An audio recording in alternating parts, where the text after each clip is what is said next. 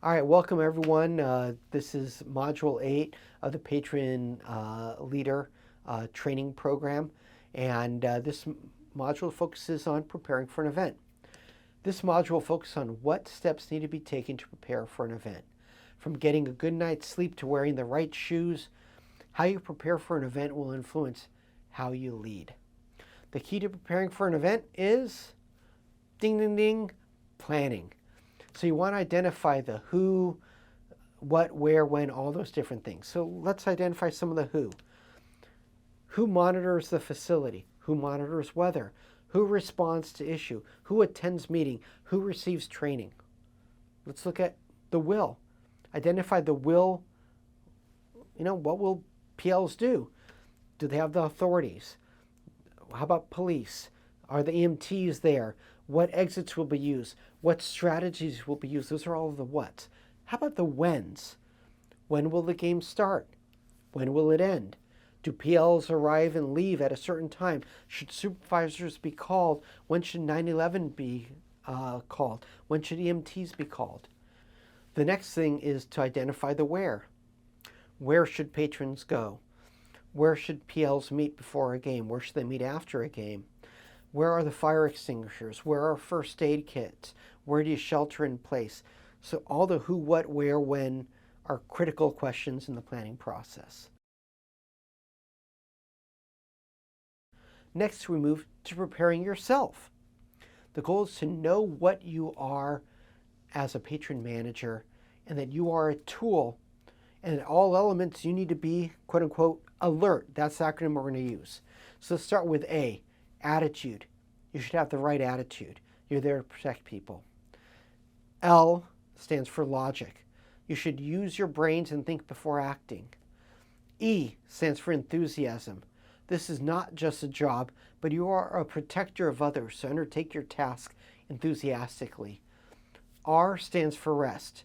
Make sure you have had enough rest the night before an event. T stands for training. Training helps make sure you know why you are doing it and what you have to do, how to do it, and when to do it. So you could take all these different where, when, how, whys, and everything else and put it together to internalize it to make sure you're doing your great job. The next topic is preparing the facility. The goal of this section is to check the facility's elements so you can help seals the facility. We're using a lot of acronyms now. So what is seals? Spills. Why are spills dangerous? Slip and fall, hard to see, easy to correct, so identify spills. E stands for entryway. Every entry needs to be secured to prevent unauthorized entry. Crowd problems or other concerns can be addressed then. A stands for aisles. What should be done with aisles? Well, it's pretty straightforward. Keep them clear of people and items at all times, except when people are moving. Constantly monitor them. L stands for lighting. Lighting needs to be sufficient so patrons can see where they are going, whether with house lights, natural lights, or flashlights. If you can't see, I can guarantee you patrons cannot see either. And the S stands for stairs. What concerns involve stairs? Well, people could trip and fall on them. You want to make sure they're kept clear. You want to avoid spills on them and stuff like that. All designed as part of that seal strategy. Besides what is going on in the facility, you should monitor weather concerns outside the facility. So what are those concerns? You could have snow, you could have ice. People can get snowballs and throw them at other people. They might be concerned about where to sit. If the weather is bad, it could lead to slow movement. So you want to identify concerns with snow. You want to identify concerns with the rain. That could cause slipping, panic, flooding, leaks, electrocution, and people might want to leave their post because they want to stay dry. And so let's take a look at what might be a way to understand what might be that concern in advance. That is a weather advisory. And a weather advisory can be a weather warning or a watch. A watch is that there's something potentially out there. A warning is it's imminent.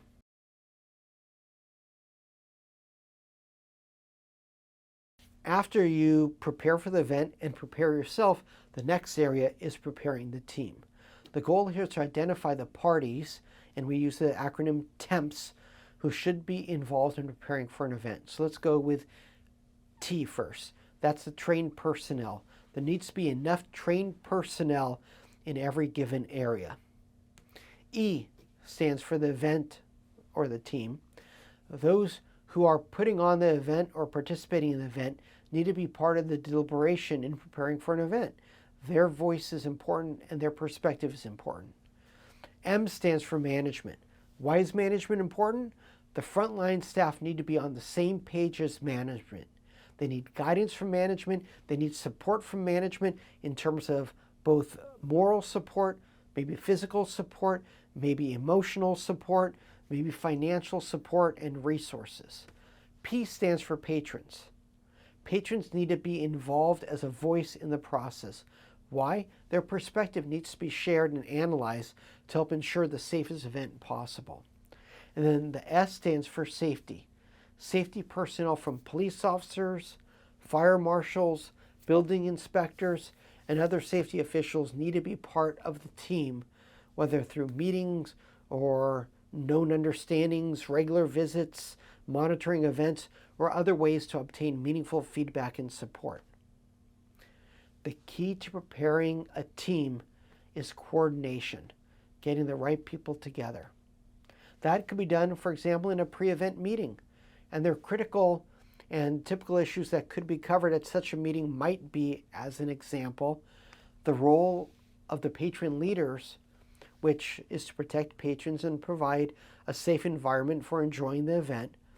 But understanding what your role is maybe for a specific game or an event might be critical. The role of management, what are they supposed to do?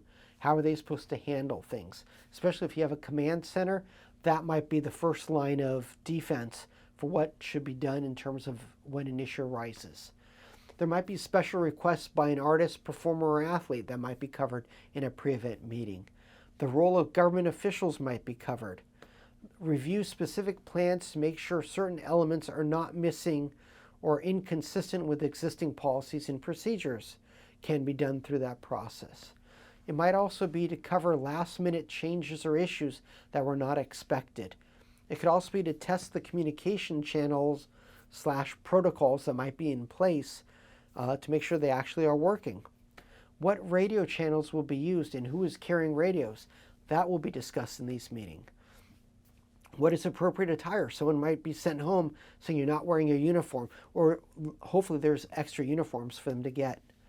How to handle special situations if there's special visitors or stuff like that. How to handle medical emergencies.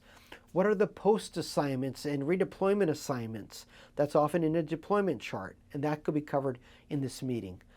Who is supervising whom? What are the procedures for emergency situations? What are the procedures for other situations, such as if an employee wants to go on or needs to go on a lunch break? Those all need to be covered in the pre-event meetings. Now, the pre-event meetings are often not that long. Oftentimes, they're done in an informal setting. Sometimes they sit, patron leaders in a certain area of a facility, have them talk with one another, have them discuss different things, and raise issue. It could also be a great time to say, hey, look at, you know what? I want you guys to put on a patron leader training module and watch it now and get prepared for an event. The key is planning for the event, preparing yourself for the event, getting all the resources together. Getting all the resources includes getting all the right personnel together with the right equipment, and then communicating that to them. So it's pretty straightforward when you start taking a look at preparing for an event. But if you miss one of those elements, it could be a significant hurdle for you to hold a safe event, because you might not know, you might not have the resources, you might not have an appreciation. So the more you can get all this together and present a unified front for all the people that are working at the event, that they're working together as a team, the more likely it's going to be that it's going to be a safer event. Now remember, you cannot guarantee a safe event, but if everyone is working together, they know the plan, and they're working to execute it, they're going to do a great job. Think of it like some of the businesses that are out there that have a one-line mission statement or vision statement. as a patron leader, as someone responsible for the safety of others, your little statement is to provide protection for others so they can enjoy their event. That is what your role is. And the more you could plan for it, the more you could prepare for it, the better it's going to be. Think of it like an athlete. An athlete could spend years and years training for the 100-yard dash. In less than 10 seconds, it's over. The race is done. The key wasn't the race itself. The key was the years of preparation beforehand. You've all had years of experience of learning about the world, learning about people, learning about situations. You also have received training such as this kind of training. You know your facility, you know the event, you know the equipment. Make sure you can leverage them to have a safe event. That's it for this module. Thank you guys so much, and be safe out there. Bye-bye.